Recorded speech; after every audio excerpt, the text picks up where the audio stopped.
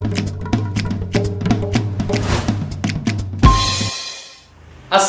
warahmatullahi wabarakatuh. Apa kabar teman-teman? Sehat hari ini? Alhamdulillah.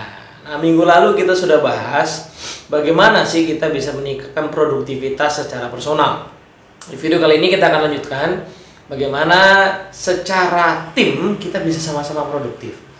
Nah, ngomong-ngomong soal produktivitas, rumus umumnya kan sederhana ya. Produktivitas itu rumus umumnya adalah berapa yang kita hasilkan dibandingkan dengan berapa yang kita curahkan. Jadi kalau misalnya ada satu tim misalnya ya, isinya 5 orang, kerjaannya memproses dokumen ya, per orang misalnya sanggup sehari 100 dokumen, berarti kalau dikali 5 maka 500 dokumen sehari gitu ya. Nah, dibandingkan tuh, ternyata kenyataannya realnya berapa outputnya? Oh, harusnya 500 satu tim, ternyata tercapainya cuma 250. Kan? Nah, berarti kan 250 dibagi 500 cuma 50% saja produktivitas kita. Nah, tapi masalahnya 50% tadi itu belum tentu disumbang oleh semua orang. Artinya belum tentu semua orang tidak produktif. Bisa jadi ada yang sudah produktif 100%, cuman yang lain jauh di bawah sehingga in total cuma 50%.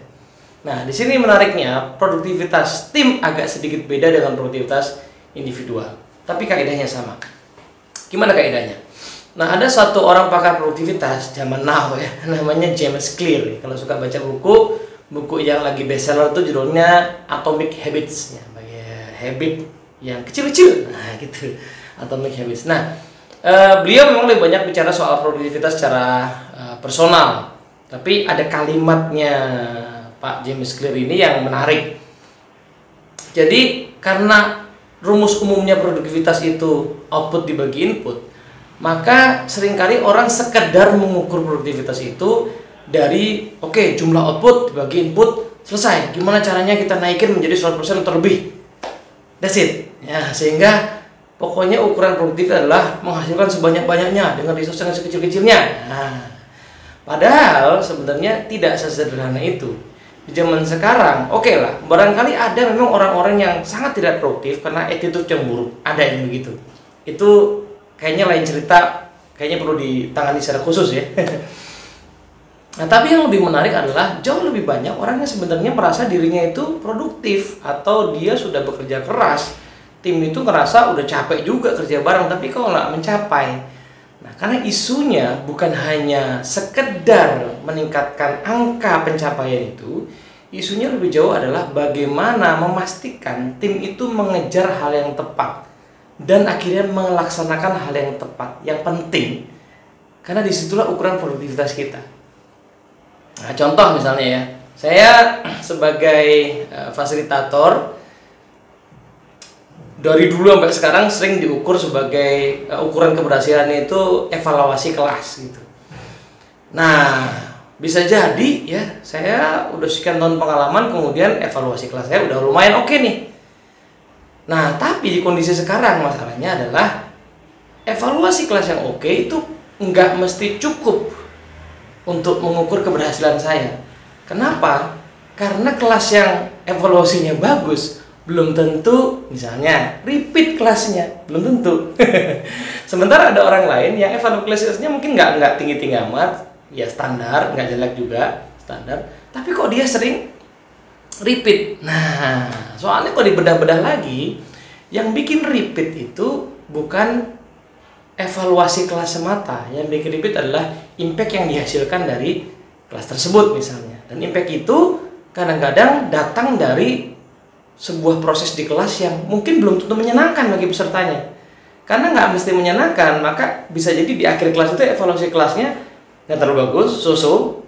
Nah, tapi sebenarnya itu materinya bisa dipakai langsung di lapangan. Nah, itu yang bikin repeat. Nah, maka dari itu, ukuran produktivitas saya tidak bisa lagi diukur hanya dari pencapaian evaluasi kelas, tapi harus diukur dari seberapa banyak repeat yang saya hasilkan. Ini contoh sederhana ya. Artinya memastikan kita mengukur hal yang tepat itu salah satu kunci di produktivitas, karena dari situ akan menentukan apa saja perilaku yang penting untuk kita kerjakan untuk mencapai ukuran yang penting tadi. Nah, dari sini saya langsung kepikiran ada dua ilmu yang sangat krusial untuk kita bisa meningkatkan produktivitas tim. Ya, ini mainnya levelnya tim. Ilmu yang pertama namanya ilmu 4 Disciplines of Execution. Ingat ya, kalau belum nonton videonya ada tuh videonya ya, bahasannya ya. Karena 4 Disciplines of Execution itu mengajak kita untuk tidak hanya sekedar mengejar atau mengeksekusi sesuatu, tapi mengeksekusi sesuatu yang betul-betul penting. Ya, disiplin yang pertama itu focus on the wildly important goals. Nah, karena tidak semua goals itu wildly important. Ya, meskipun semua goals kemungkinan adalah important.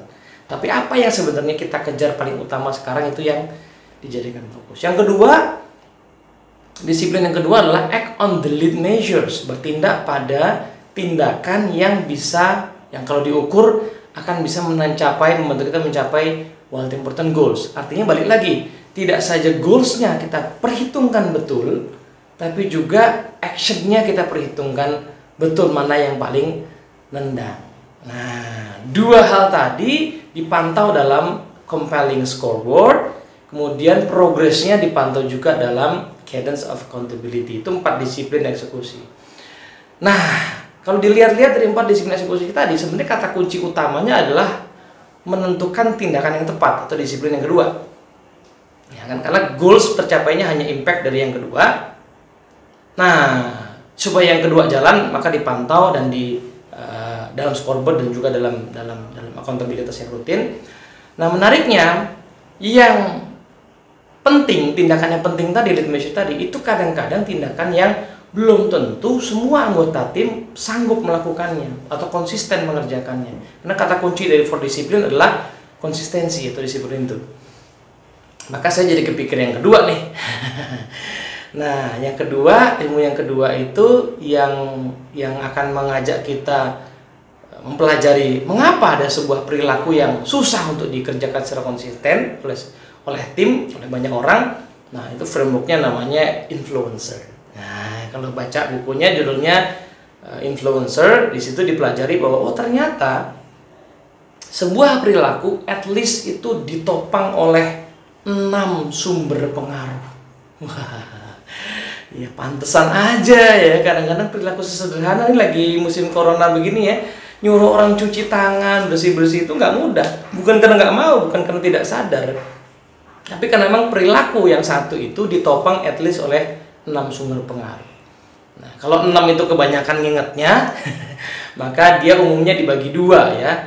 Nah, orang itu melakukan atau dia melakukan sesuatu itu karena 2 hal besar, yaitu kemauan sama kemampuan, atau dengan kata motivation sama ability. Jadi saya mau tapi nggak mampu, nggak bisa, ya kan? Atau saya mampu tapi nggak mau juga tidak bisa. Nah, dari 2 bagian besar tadi dibagi menjadi 3 ya. Kemauan dan kemampuan itu ternyata bisa dibagi menjadi 3. Yang pertama adalah personal, jadi personal motivation sama personal ability. Apakah secara personal saya termotivasi dan secara personal saya punya ability? Nah, jadi sudah 2 source tuh ya. Yang kedua, sosial. Karena kadang-kadang saya pengen cuci tangan itu pengen. Saya pengen visit klien lebih sering itu pengen. Tapi kadang-kadang lingkungan sosial saya membuat saya tidak melakukan itu. Misalnya dengan mengatakan, gak usah gitu-gitu amat kali. Nah, itu ada namanya social motivation. Ya, motivasi dari sekeliling kita. Nah, yang keempat itu source yang ketiga ya. Source yang keempat adalah social ability. Apakah orang lain yang mestinya mensupport saya betul-betul mensupport saya atau tidak? Nah, misalnya saya bukannya nggak mau visit klien lebih sering, tapi saya nggak tahu caranya, dan karena saya nggak tahu caranya, saya mesti diajari, yang ngajarin nggak ada. Nah, itu misalnya source yang keempat gitu ya. Jadi personal motivation ability, social motivation ability. Yang ketiga, structural atau yang non manusia.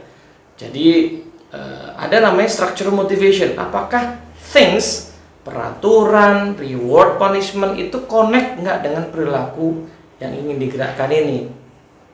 Contoh misalnya ya, oh ternyata reward yang ada sekarang ternyata nggak ada hubungannya dengan perilaku yang sedang dikejar di productivity. Contohnya ya di sebuah outlet, misalnya supermarket lah gitu, di situ ada perilaku kunci yaitu menawarkan produk baru ya, kepada pelanggannya pada saat dia mau bayar.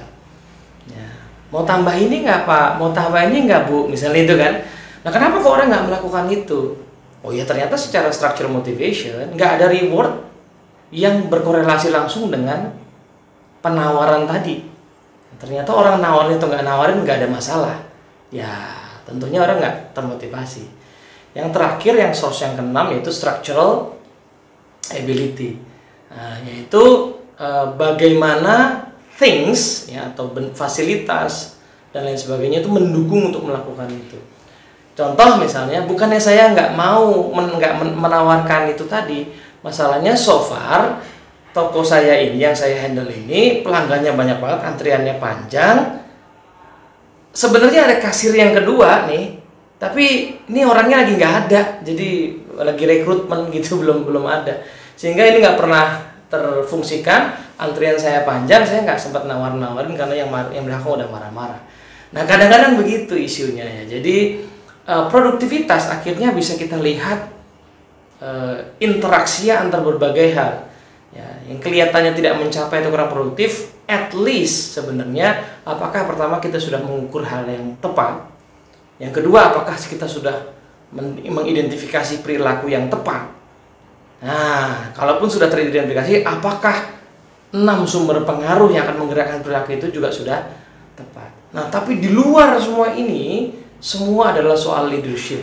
Apakah ada leader yang punya ability untuk menggerakkan keseluruhan ini supaya memastikan produktivitas tim improving. Nah, ini gedeannya ya. Mudah-mudahan nanti kita akan bahas di video selanjutnya bagaimana detail-detail dari masing-masing aspek ini. Moga-moga manfaat. Assalamualaikum warahmatullahi wabarakatuh.